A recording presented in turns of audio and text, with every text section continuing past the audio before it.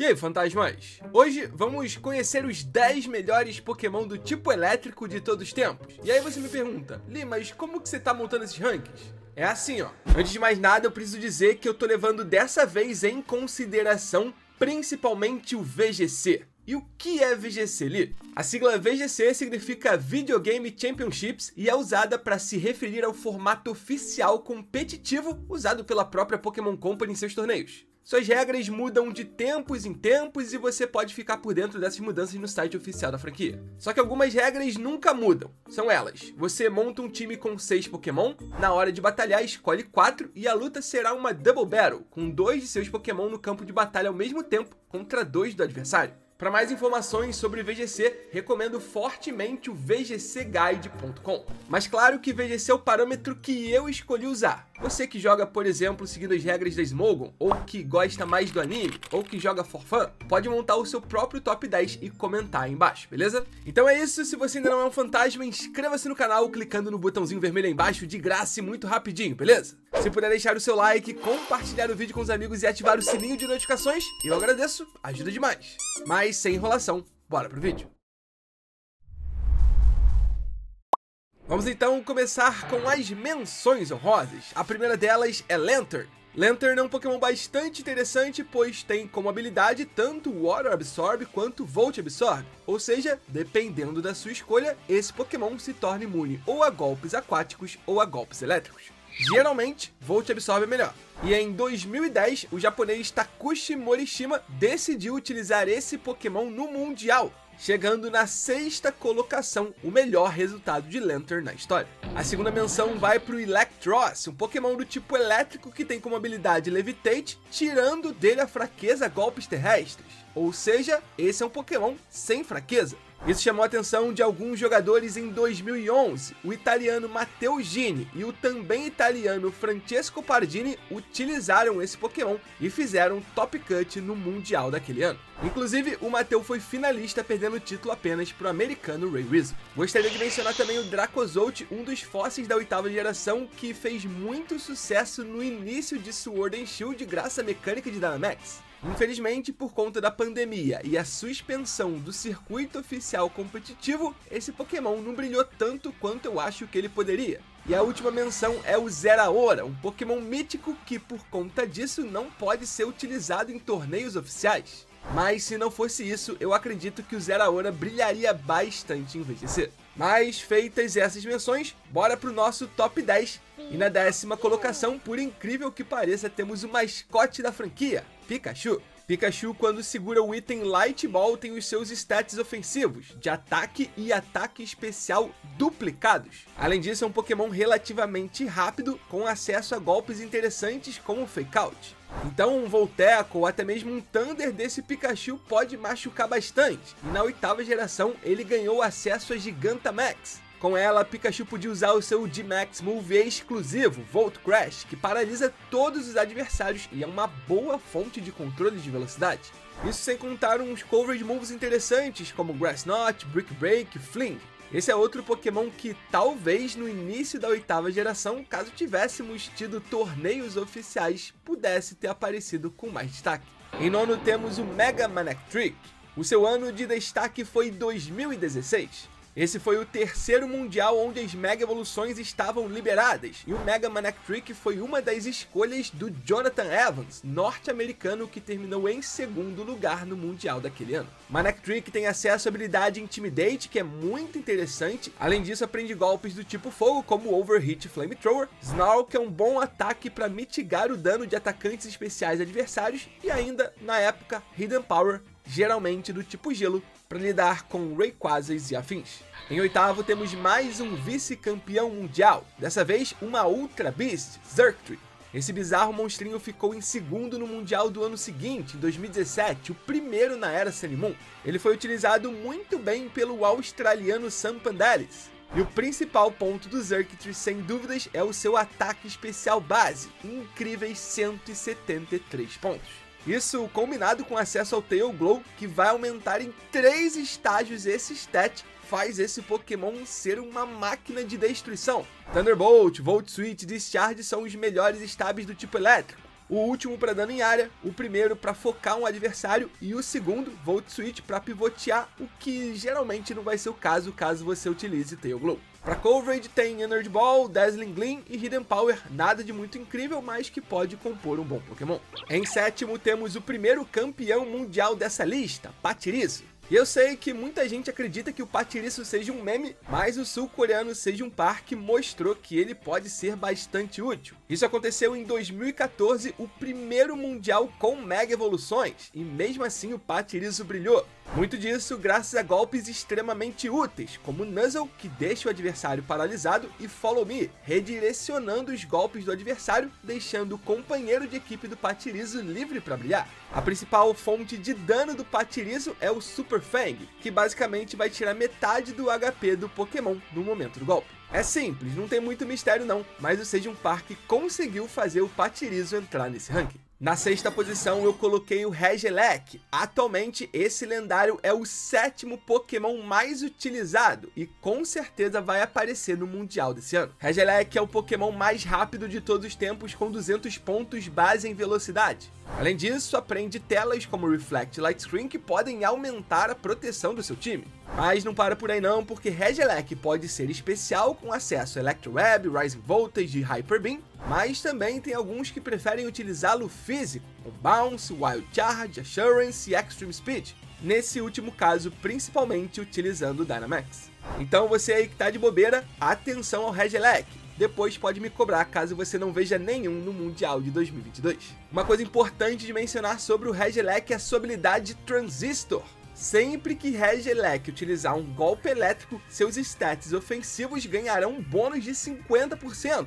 Ou seja, mesmo os mais fracos golpes elétricos dão um dano considerado se utilizado por esse Regi. E isso meio que força todos os times estarem preparados para isso, com alguma resistência e preferencialmente imunidade ao tipo elétrico. Chegando na metade da nossa lista temos Raichu, o de canto, hein? Não é o de Alola não.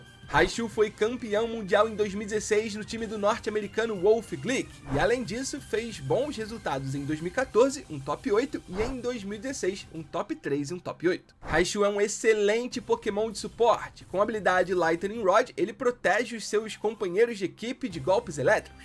A combinação de Fake Out e Anchor também pode anoiar muito o adversário. Nuzzle para controle de speed, Fente para prioridade, Volt Switch para pivotear e Thunderbolt ou Volt Tackle como principais stabs do tipo elétrico. De novo, outro Pokémon muito simples, mas se bem utilizado, extremamente eficaz. No caso do time do Wolf, que contava com Primal Kyogre, Raichu era a principal fonte de proteção a ele. Em quarto temos mais um lendário, Zapdos, que nunca foi campeão mundial, mas teve destaque em várias temporadas. Foi finalista em 2008 com o japonês Yasuhito Kajiwara e em 2009 com o também japonês Tasuku Mano. Infelizmente, perdeu nas duas oportunidades. E em 2014 esteve presente em 3 dos 8 melhores times, o terceiro, o sexto e o sétimo. Zapdos é mais um Pokémon que pode marcar presença com destaque no Mundial de 2022. Ele é uma ótima opção para Dynamax, graças ao acesso a Hurricane, Heat Wave e, claro, os stabs elétricos. Mas a sua boa tipagem, com apenas 2 fraquezas e 1 imunidade, e o seu bulk natural, combinado com acesso a golpes de suporte como Tailwind e Eerie Impulse, fazem dos Zapdos um Pokémon extremamente versátil, não parando apenas no set mais ofensivo. Quem abre o pódio do nosso vídeo de hoje é o Rotom, e aqui eu coloquei meio que todas as formas do Rotom juntas, mas com destaque para 3. Rotom Wash, que já foi campeão mundial em 2012 com o norte-americano Ray Rizzo, além de vários outros resultados de destaque, como em 2013 e 2015. Rotom Hit também é muito interessante, assim como o Rotom Mal, respectivamente do tipo fogo e grama. Eles não tiveram resultados tão expressivos quanto o irmão mais famoso, mas o Rotom Hit foi top 4 em 2012 e em 2014, enquanto o Rotom Mal foi finalista em 2014. Uma coisa muito interessante de todos os Rotons é a habilidade Levitate, que dá imunidade a todos eles a golpes terrestres, o que é muito interessante para um Pokémon elétrico. Além disso, todos eles são naturalmente muito balanceados, podem ter sets mais ofensivos e mais defensivos. Golpes como Will-O-Wisp, Thunder Wave e Electro Web são muito comuns para justamente dar esse suporte. Agora, se quiser bater forte, Nasty Plot junto com stabs elétricos, e aí um Hydro Pump, ou um Overheat, ou um Leaf Storm, dependendo da forma do Rotom, são praticamente obrigatórios.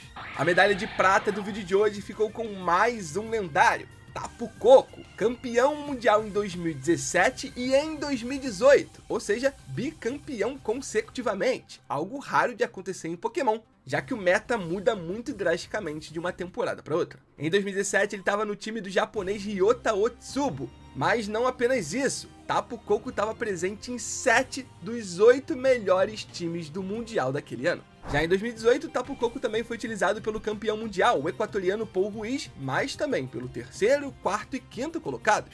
E em 2019, quase se tornou tricampeão, mas parou nas semifinais. Nesse ano, conseguiu um top 4, top 5, top 6 e top 7. E por que Tapu Koko é tão bom? Bom, primeiro por conta da sua base speed, 130 pontos, isso é muito alto. Segundo, por conta da sua tipagem, Elétrico e Fada ofensivamente é muito bom. E é basicamente isso, ele é rápido, dá muito dano, combinação perfeita para um Pokémon que quer ser mais ofensivo. Discharge, Thunderbolt e Volt Switch são as principais escolhas para Stab Elétrico e Especial. Dazzling também vai compor o set. Mas eu também já vi alguns Tapu Kokos físicos, e aí o Stab Elétrico da vez é o Wild Charge. Inclusive a variedade de golpes físicos que o Tapu Koko aprende é até um pouco melhor, como Brave Bird, Iron Head e U-Turn, que vai fazer o papel do Volt Switch nesse set. Beleza, fantasmas, mas agora falta o primeiro e melhor Pokémon elétrico de todos os tempos. E aí, algum palpite? Comenta aí rapidinho antes de eu anunciar, mas não rouba não, hein? Já comentaram? Então simbora, porque o grande campeão do vídeo de hoje é o Thundurus. Assim como o Tapu Koko, o Thundurus tem 2 títulos mundiais de Pokémon. Em 2011 com o norte-americano Ray Rizzo e em 2015 com o japonês Shoma Honami. Em 2011, inclusive, ele dominou o Top Cut do Mundial, presente em 7 dos 8 melhores times do torneio. Outros ótimos resultados do Thundurus em Mundial ao longo da história foram em 2012, quando foi Top 2, Top 3, Top 5 e Top 6, 2013 com Top 2, Top 6 e Top 7, 2015, quando além de campeão estava nos times Top 2, Top 3 e Top 6, e em 2016 também, com um Top 4 e um Top 7. Ufa, Thundurus já foi utilizado muitas vezes, e geralmente com bastante sucesso. E o porquê disso? Bom, Thundurus pode ser um Pokémon muito forte de suporte graças à habilidade Prankster, que vai lhe dar prioridade na hora de utilizar golpes como Thunder Wave, Eerie Impulse, Carry Phase, Taunt, Leer, Swagger e tantos outros. Mas se você quiser, ele pode ser ofensivo também. Na temporada atual a gente tá vendo bastante Thundurus físico, e aí ao invés da habilidade Prankster, ele usa Defiant. Com ela, sempre que um stat do Thundurus for reduzido, ele vai ganhar 2 estágios no ataque físico, permitindo a ele utilizar golpes ainda mais fortes, principalmente se for a sua escolha para Dynamax. Nesse caso, o Wild Charge é o principal stab do tipo elétrico, Fly do lado voador. E aí para coverage você pode escolher Super Power, Foul Play ou Lash Out e tantos outros. E vale mencionar também a combinação de Rain Dance e Thunder, que já foi bastante utilizado principalmente nos primórdios de VGC. Naquela época, geralmente Thundurus também carregavam Hidden Power ou do tipo gelo ou do tipo voador. E isso tudo eu tô falando sobre o Thundurus Incarnate, porque vale lembrar que tem a outra forma dele, a Thundurus Terra, cuja habilidade é a Volt Absorb, que dá a ele imunidade a golpes elétricos. Essa forma é um pouco mais lenta, só que por outro lado tem mais ataque especial, ou seja, mais capacidade de dano, utilizando, claro, golpes especiais como Thunderbolt, Psychic, Fox Blast e tantos outros. E aí, fantasmas, o que acharam da minha lista? Esse top 10 foi bem difícil de fazer. Achei que tivessem mais Pokémon elétricos com destaque em VGC, só que fui surpreendido. Comentem embaixo o que acharam e se discordam ou concordam, beleza? E aproveitem para me dizer qual tipo gostariam de ver na próxima semana. Mas é isso, não esquece do like, de se inscrever no canal, de compartilhar o vídeo com os amigos e ativar o sininho de notificações. Conto sempre com o apoio de vocês, hein? Muito obrigado por tudo, fantasmas, pela força de sempre e até a próxima.